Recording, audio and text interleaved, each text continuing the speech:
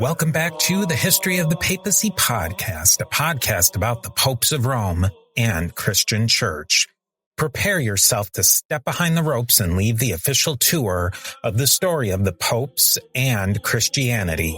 I am your host, Steve Guerra, and I thank you for joining me on this journey.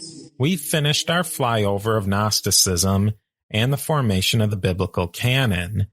These episodes gave us an insight on how the Proto-Orthodox movement developed and worked. The internal mechanisms of the Proto-Orthodox movement were still in the developmental stage by the early 3rd century, but certain ideologies and theologies were in place.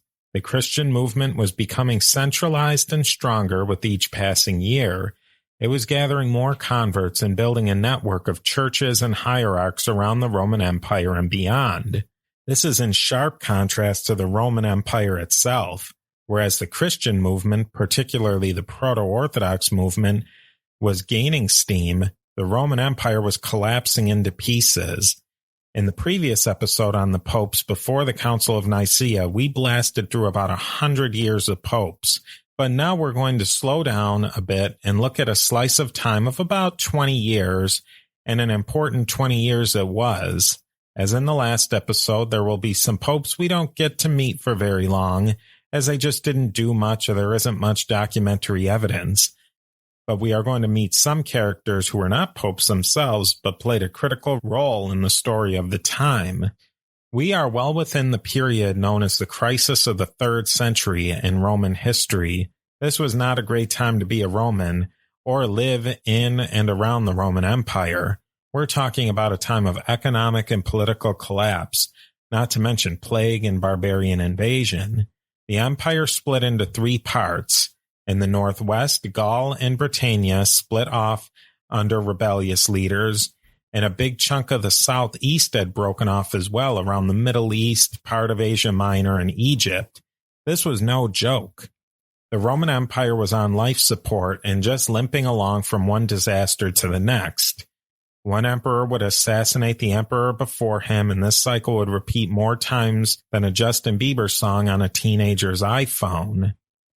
The political situation of the empire is important for our story, but only tangentially at this point.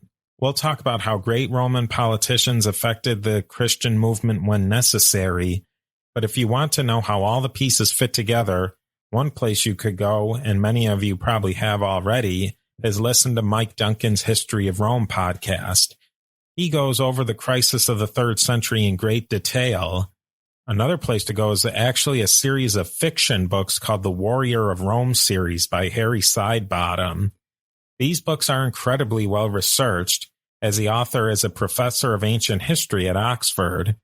I found that Sidebottom really makes you get a feel for what it's like to live at that time in history. He is very clear on what is fiction and what is fact during the crisis of the 3rd century. Sitting where we are almost 2,000 years later, we know how the story ends, but it wasn't so clear for the people living through it. This bias even comes through with some of the people who are writing just a few years after this time period. In the early 200s AD, nobody was thinking that Christianity would be the de facto official religion of the Roman Empire in 100 years. As a matter of fact, they would have thought quite the opposite. The official governmental apparatus of the Roman Empire was trying to dislodge Christianity from its roots. Constantine is right around the corner, but it's going to be a rough ride for a number of years. This is a complicated time in history that unfortunately was not very well documented. So let's dive in and see what's going on. Pope Anterus is the first of 3 popes we are going to discuss today. There isn't much to say about his reign, as he was only pope for 44 days according to the Liber Pontificalis. It appears that Anterus was a Greek origin based on his name, but as we see, someone of Greek heritage at this time could have been from almost anywhere, not only Greece proper. The Magna Graecia was essentially all of southern Italy and Sicily at this time. So people from this area of Italy were completely Hellenized and Greek in really every way.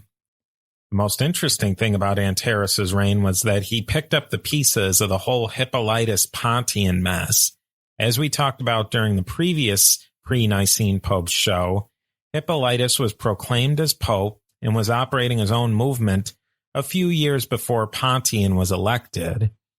This was more of a political schism than a heavy-duty theological or dogmatic schism, and it appears that Pontian and Hippolytus buried the hatchet during a pretty major localized persecution in Rome. They were sent off to Sardinia in chains and would die there. Pontian abdicated or passed his role as Bishop of Rome because he knew he probably wasn't coming back from his imprisonment. He may have died of natural causes or was killed under a persecution under the Emperor Maximinus the Thracian. After Anterus' short reign, a man named Fabian or Fabianus was elected Pope. Again, there isn't a ton of documentary evidence about this Fabian, and nothing that was written by him, which isn't surprising given the way he was elected to be Pope. But more on that in a moment. Fabian had a very long papal reign for the time period. He was Pope from 236 to 250 AD. This marked a time of relative peace for the early Christian movement. There wasn't a ton of persecution, and the movement could more or less go on in a legal manner. Christians fell into somewhat of a gray area. It wasn't officially illegal, but it wasn't quite legal either. It wasn't like the Judaism of the time, which was officially recognized by the Roman state. These laws allowed Jews to practice their faith the way they traditionally practiced it, even things that normally weren't accepted by the Romans. But believe me, this special consideration didn't come for free. They had to pay a special tax known as the Fiscus Judaicus. Now back to the election of Fabian as Pope. The election of the new Pope started almost immediately after the death of Anterus. Now, one thing to remember is that at this time period, the election of the Bishop of Rome was very different than the way it is conducted today. The bishops, deacons, priests, and laity of the locality would gather, debate, and elect a new pope. The complicated and highly ritualized papal elections that would later develop and is in use today has very little in common with the way elections were carried out in the 3rd century. Fabian was not from the city of Rome. Instead, he was most likely from somewhere outside of Rome in the country. From the sounds of it, he came to Rome to see what was going on, particularly with the election. There were a number of highly qualified and motivated candidates who were in consideration, and nobody could really decide who to pick. The decision was made in favor of Fabian when a dove flew out of nowhere and landed on Fabian's head. The people took this as a clear sign from heaven. It reminded them of when the dove came from heaven, representing the Holy Spirit descending as Jesus was baptized in the Jordan River. The selection of a high-ranking bishop by the acclamation of the crowd was not that unusual and would happen in many other places. Fabian wasn't a bishop, priest, or deacon at the time, wasn't a known quality in Rome, and was not educated. Despite all of this, Fabian's papacy lasted a long time and was quite eventful. What helped make Fabian's papacy eventful and largely successful was the fact that all in all, things were pretty quiet on the persecution front. This was a peaceful time for the church, which allowed the Christian movement to consolidate gains and work on growth. Fabian was responsible for instituting, or at least formalizing, a number of administrative and organizational reforms. Contemporaries, who often did not get along with each other, all agreed that Fabian was a very good administrator of the church. Firstly, Fabian is said to have organized the minor order of the clergy. In the Roman Catholic Church and in some other churches, the ministers or office holders are broken into two distinct groups, the major orders and the minor orders. We've talked a great deal about the major orders. They are the priests, bishops, and deacons. They are in the apostolic succession and have the most ritual responsibilities. The minor orders are received into their positions by a bishop and receive a tonsure, so they have an official position in the church. These minor orders have changed a bit over time, but traditionally they have been the offices of lector, acolyte, porter, and exorcist. Acolytes have the most responsibilities and are, to the most degree, the same as altar servers. They light candles, pass the priest or bishop things they may need, assist the priest or bishop in liturgical functions, help the priest or bishop vest for Mass, among other things. In Eastern churches, they are more often referred to as subdeacons. Next down the ladder from acolyte is exorcist. This job isn't as awesome as it sounds. Initially, the exorcist would have many duties of removing demons, evil spirits, etc. from people, but as time went by, more of these duties of the exorcist were transferred to the priest, and by the time of the Second Vatican Council, the office has more or less disappeared. It is retained by some traditionalist groups, but the non-ordained exorcist is hard to find. After the exorcist is the lector or reader, who is responsible for reading certain scriptural passages during the Mass. This is a much more common office today. The lector is allowed to read the non-gospel passages used during the liturgy, as the gospel is read by the deacon or priest. And in more modern times, women are allowed to be lectors as well, in certain instances. Lastly, and lowest on the ladder, is the porter. This position developed out of the doorkeeper of a building or house. The porter had liturgical and other responsibilities, such as physically guarding the church building and property, but these responsibilities eventually eroded and went to holders of other positions. Generally speaking, the acolyte and the lector positions are the starting block for someone who is interested in becoming a member of the major clerical orders.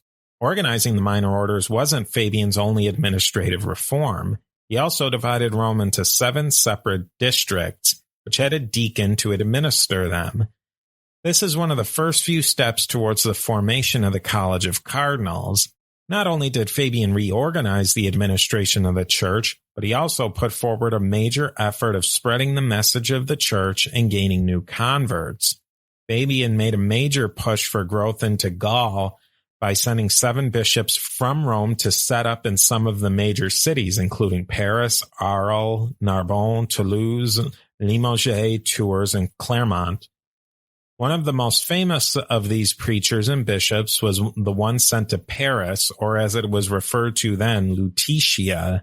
Denis, or Saint Denis, if you prefer, traveled from Rome and set up shop in the city, but was eventually martyred with most of the small community in Paris. Saint Denis would become the patron saint of France. His story wasn't recorded for several centuries after the event, which makes for an interesting timeline. It is said that Fabian sent Denis to rebuild the church after the Decian persecution, but Fabian was killed very early in the Decian persecution. This timeline doesn't make very much sense because the persecution under Decian was fairly short. So it makes it unlikely that the timeline for Denis or Denis being sent to Paris could really happen. It's still a very interesting story. There is one more thing that is definitely worth talking about with the papal reign of Fabian. It is the story of Emperor Philip the Arabian. We are starting to get into a time where the early Christian movement is beginning to grab the attention of the higher ranks of the Roman government. It is a little difficult to sort through what is fact and what is possibly made up later on. We'll discuss what is most concrete first and then go on to the more questionable details. Philip, as his name the Arabian would suggest, was of Arab stock.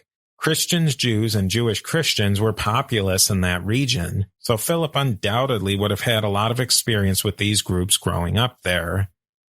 Philip flew up the ranks of the Roman military and participated in fighting in many of the various conflicts the Romans were involved with at the time. He seemed to have coordinated a mutiny against the sitting emperor, then took over the throne in 244 AD. The 1000th anniversary of the founding of Rome occurred during Philip's reign, and a huge celebration was held with plenty of pagan sacrifices for the occasion. This is the first piece of evidence that counters the speculation that Philip was the first Christian emperor of Rome. But more on this in just a minute. Let's discuss a few more settled facts about his reign. His wife, Ottocilia Severa was related to many high-ranking officials, so that probably didn't hurt Philip's career. Additionally, it is said that Ottocilia and Philip's mom were both Christian.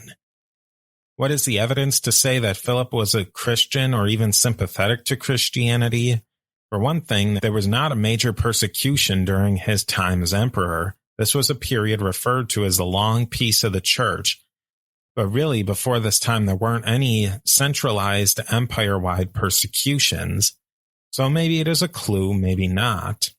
There is a narrative written by Jerome in his book, The Chronicon, and on virtuous men that says Philip tried to attend an Easter vigil, possibly in Antioch. He was allowed to sit in the back part with the penitents. Who knows? The earliest recorded version of these stories are from over 100 years later in Constantinople. This was a very different environment than in the early to mid-200s. It is also said that Philip was a God-fearer or a pagan who respected the Jewish tradition and religion, but didn't go all the way and convert. Hey, Steve here. If you're enjoying the History of the Papacy podcast, consider joining us on Patreon at patreon.com/History of the Papacy. We're working toward going completely listener funded, which means no more ads ever. When you join, you get early access to episodes, monthly book giveaways, and most importantly, your name is added to the History of the Papacy Diptychs, our own list of commemorated supporters. You can become an Antioch level supporter for just $3 per month, but it makes a huge difference to making the History of the Papacy ad-free and independent. Nobody likes ads, not you, not me, and I'm the guy who records them. So let's just get rid of them.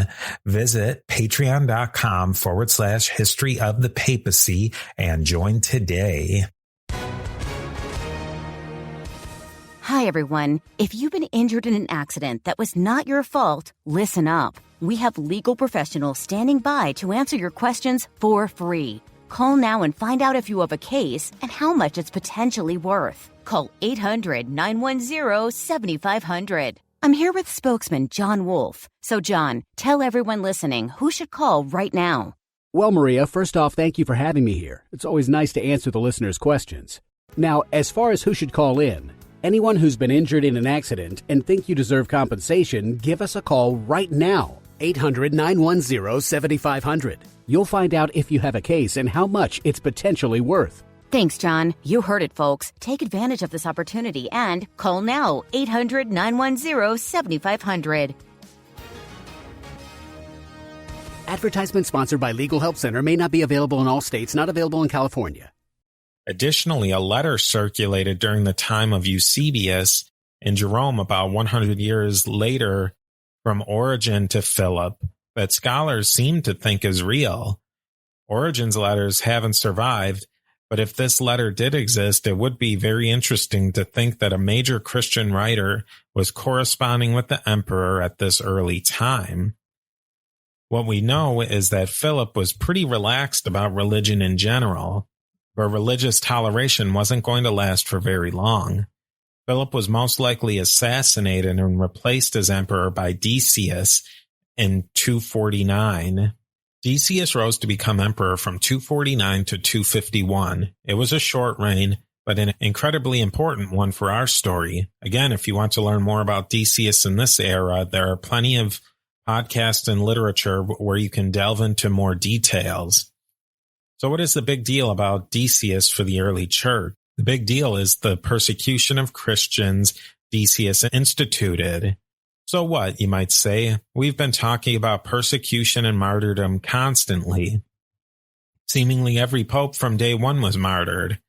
The major difference between the Decian persecution and other persecutions was the scale. This is the first time in Roman or church history where there was a persecution organized empire-wide by the central governmental authority. Before this, persecutions were usually localized random acts of violence, usually motivated to go after cults the people thought were weird and full of outsiders. Decius was from an old aristocratic family and cloaked himself in the old school Roman virtues, dignitas, the whole deal.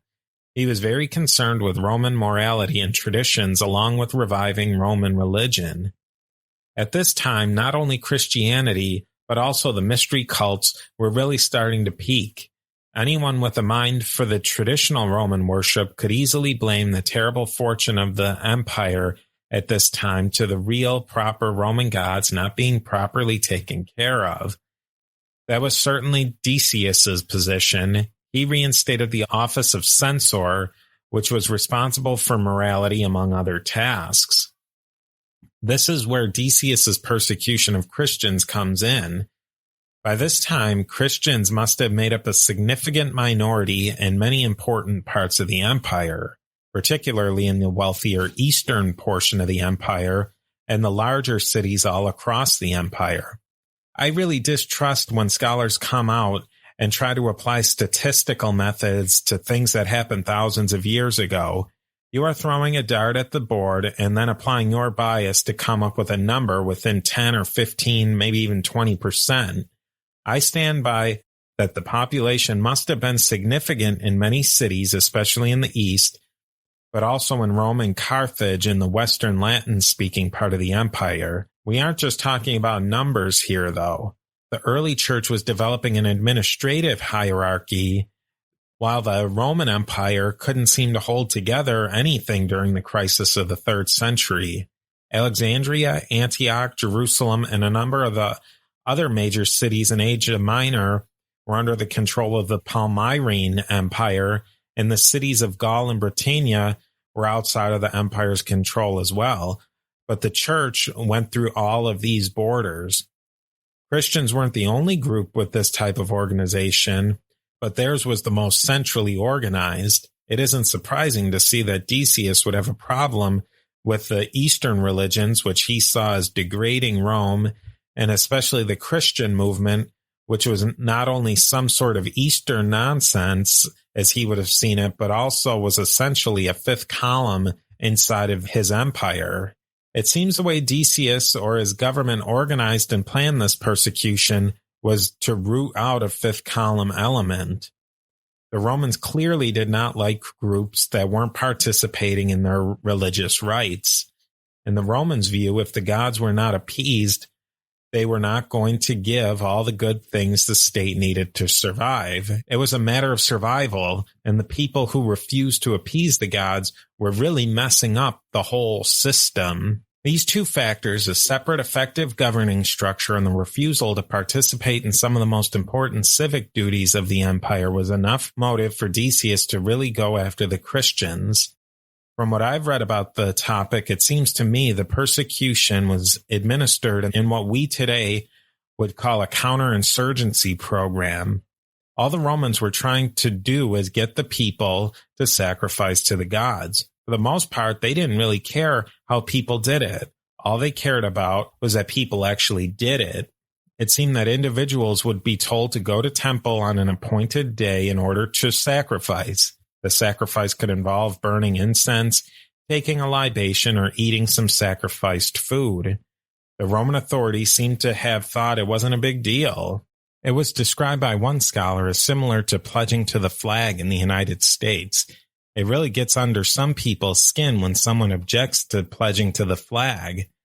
They would say, what's the problem, right? It's just a small thing. But it was back then, and it is a problem for some people today, and there isn't a lot of room for compromise. When a person was called to sacrifice, they would go before a magistrate at a temple. If the person went ahead and did sacrifice, they were given a document called a libellus. There are currently 3 copies of libelli from Egypt that have survived to this day, and they are fascinating documents. The document gave a physical description of the person and a detailed description of where the person lived and the time and place where they made the dedication to the gods. The libellus was then signed and countersigned in a very Roman bureaucratic way. So just to keep everyone on their toes, there was another type of libellus. This libellus was given to people who had sacrificed from an actual martyr or someone who had refused to sacrifice and was punished for it. Some saw this document as a golden ticket back into the church. Others didn't give them so much weight at all. We'll speak more on the importance and controversy around the issuance of both types of libelli a bit later in the episode. The Roman strategy was to be lenient with lay members and completely destroy the leadership. Why would the Romans use this strategy? There are a number of reasons. Firstly, they were neutralizing the organizational structure of the Christian movement. The Roman authorities would demand a bishop or priest to sacrifice. If the bishop or priest did, that's great. It was a total public relations victory.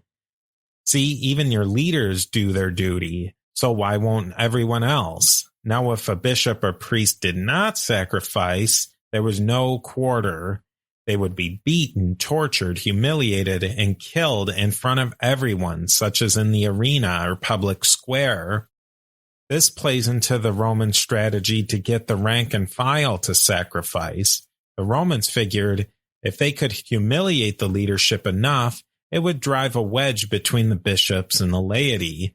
Your average Christian follower didn't want to be associated with a movement that was so reviled and made to look like fools in front of the entire population of a city, or so the Romans estimated.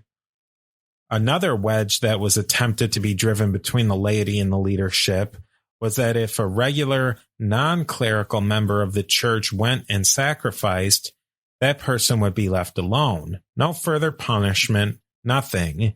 Even if the person refused initially to sacrifice, they were given more opportunities before they were tortured or executed or anything like that.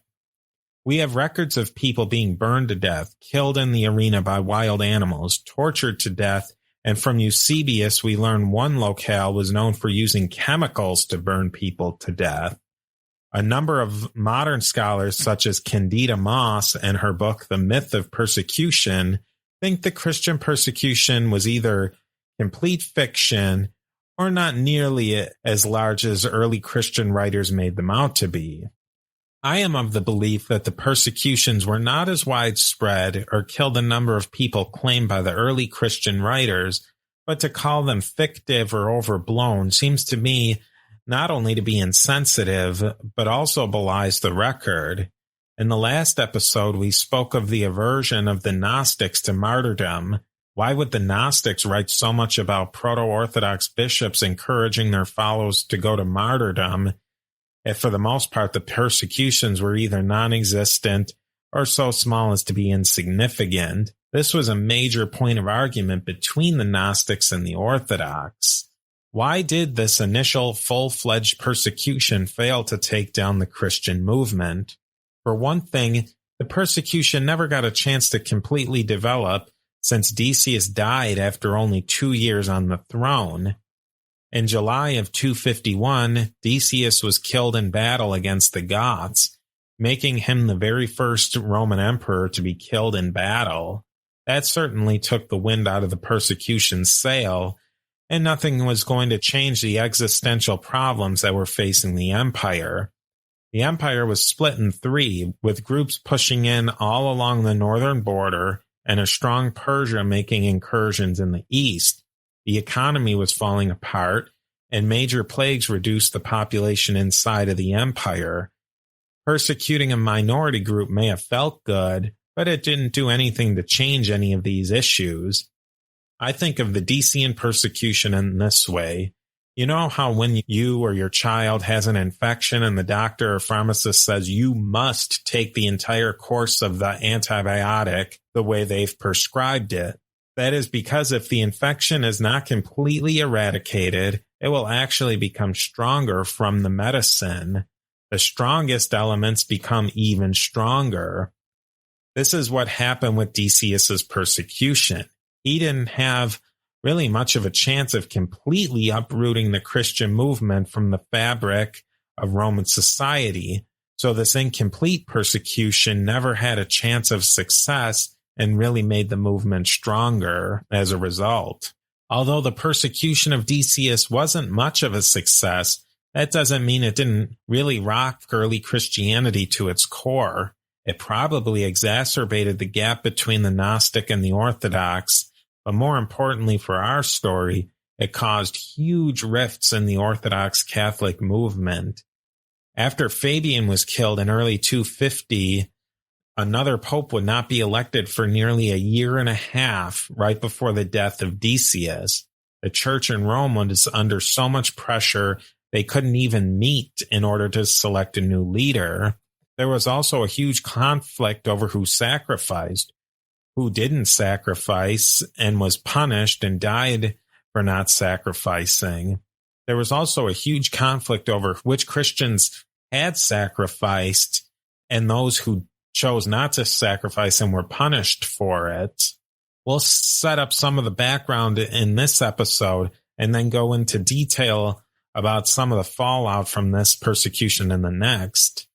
The people who were caught up in the persecution could generally be classified into two groups: those who lapsed or actually did sacrifice to some degree, and those who did not sacrifice at all. Now we can further break these two main groups into more categories. First, the ones who sacrificed we'll look at. They were generally referred to as either the lapsed or lapsee. The first group and the most extreme were the apostates. These people completely rejected Christianity. These guys went completely back to paganism in one form or another.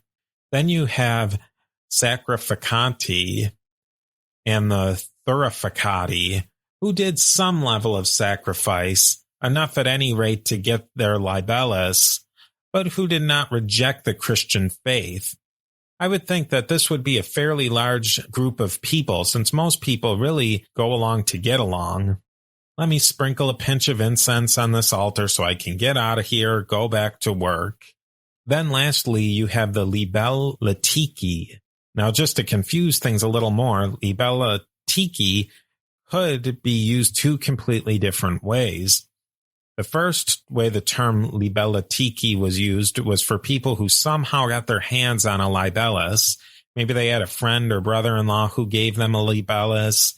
I'm betting this type of person was fairly common as well, especially among the set who could afford to bribe an official to get a libellus. We spoke earlier that there was another type of libellus that could be given by a martyr to someone, hence we have another libellatici. This libellatici sacrificed in one form or another, but then went to a martyr and received a document that basically said, just let this person back into the church already. The martyr is saying, hey, I've been punished already and nobody has anything on me, so just give this person a break. In the next episode, we will look at the fallout from this controversy. It caused a real mess, which was localized at first, but would spread all throughout the church. Speaking of martyrs, these are the people who are called in to do their sacrificing duty but refuse to participate. There were a lot of bishops, but also rank and file as well. The people who refused to conduct the sacrifice fell into two types, martyrs and confessors. There was a controversy where some people called only those who actually died martyrs, which derives from a Greek word which means witness, and people who still refused to participate in the sacrifice, but for one reason or another were not killed, called confessors. Back then, either group could be called martyrs, and it was usually people trying to split hairs by calling them two different names. So the martyrs are the people who are really in the trenches working to defeat this persecution. When the Roman authorities tried to kill them or humiliate them, they took everything the Romans could dish out. This steeled the nerves of Christians who were ordered to sacrifice, and it went on from there. The literature on the psychology of martyrs, that is, the act of martyrdom in general, not just Christian martyrdom, is fascinating. A popular theory put forward by Donald Riddle in the book Martyrdom, A Study in Social Control from the early 1930s, was that the martyrs enjoyed the pain and were masochists, and that no normal, rational person would willingly die for such an abstract principle is what religion offers. Other scholars, such as Stark and Iacone, borrowed theories from microeconomics that show martyrdom is actually a rational choice based on incentives and motivations. There was and are clearly social factors when a person decides to die for their religious views. In order to fulfill the Roman sacrifice requirements, they had to go back to their family, friends, and their entire community and explain to them why they decided to sell out their entire community and potentially endanger their soul. There was clearly an embarrassment and shame factor in play for those who sacrificed, and a level of pride and increased social standing for those who resisted. This is all a fascinating topic to think about. Next episode, we will look at what happened after this persecution and how different communities dealt with the aftermath of this event. We will see some took a hard line against the Papacy, and others felt they should be treated with more leniency. This disagreement will result in strong arguments and eventually schism.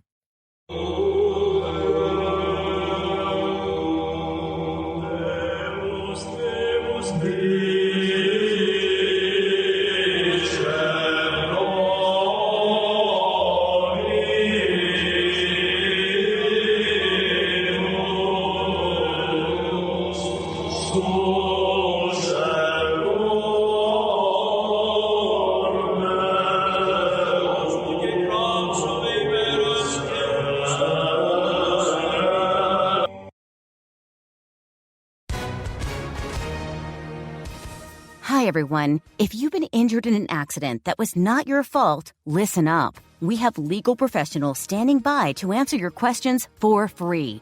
Call now and find out if you have a case and how much it's potentially worth. Call 800-910-7500. I'm here with spokesman John Wolfe. So, John, tell everyone listening who should call right now. Well, Maria, first off, thank you for having me here. It's always nice to answer the listeners' questions. Now, as far as who should call in, anyone who's been injured in an accident and think you deserve compensation, give us a call right now. 800-910-7500. You'll find out if you have a case and how much it's potentially worth. Thanks, John. You heard it, folks. Take advantage of this opportunity and call now. 800-910-7500. Advertisement sponsored by Legal Help Center may not be available in all states, not available in California. The Historical Jesus Podcast is the sweeping saga of the life and times of Galilean Jesus of Nazareth, as well as the faith, religion, and church founded to honor and disseminate his acts and teachings. Join me, Mark Vinette, on this fascinating journey through time, exploring the many great works of Christian theology, literature, architecture, music, and art inspired by the words and deeds of Jesus Christ.